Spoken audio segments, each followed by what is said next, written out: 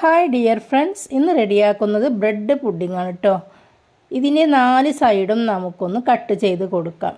എന്നിട്ട് ചെറിയ ചെറിയ പീസുകളാക്കി ഒരു ബൗളിലേക്ക് മാറ്റി കൊടുക്കാം.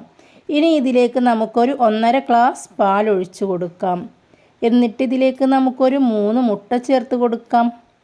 അതിനുശേഷം ഇതിലേക്ക് ഒരു 1/4 കപ്പ് പഞ്ചസാരയും 1 ടീസ്പൂൺ വാനില എസൻസും കൂടി ചേർക്കാം.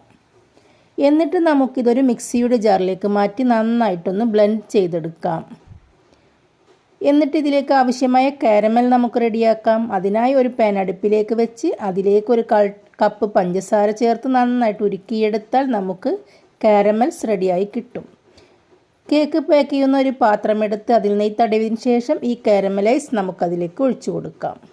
എന്നിട്ട് നമുക്ക് ബ്രെഡും പാലും മിക്സ് ചെയ്ത നമ്മുടെ ഈ കൂട്ട് നമുക്കതിലേക്ക് ഒഴിച്ചൊന്ന് ആവി കയറ്റിയെടുക്കാം. അതിനായിട്ട് നമുക്ക് അടുപ്പിലേക്കൊരു സ്റ്റീമർ വെച്ച് കൊടുത്ത് ഈ കൂട്ട് അതിലേക്ക് വെച്ച് നമുക്ക് അടച്ച് വെച്ച് ഒരു 20 മിനിറ്റ് കുക്ക് ചെയ്തെടുക്കാം. കുക്ക് ചെയ്ത ശേഷം നമുക്കത് ഫ്രീസറിലേക്ക് മാറ്റാം. ഒരു 10 മിനിറ്റിന് ശേഷം നമ്മുടെ ബ്രെഡ് പുഡിംഗ് റെഡി. നമ്മുടെ മക്കൾക്ക് ഇത് മുറിച്ച് കൊടുക്കാം. നമുക്ക് കണ്ടോ, വളരെ സോഫ്റ്റും രുചികരവുമായ നമ്മുടെ ബ്രെഡ് പുഡിംഗ്. നിങ്ങൾക്ക് ഇഷ്ടപ്പെട്ടാൽ ലൈക്ക് ചെയ്യുക, ഷെയർ ചെയ്യുക, കമൻറ്റ് ചെയ്യുക, സബ്സ്ക്രൈബ് ചെയ്യൂ. അപ്പോൾ നമുക്ക് അടുത്ത വീഡിയോയുമായി വീണ്ടും കാണാം.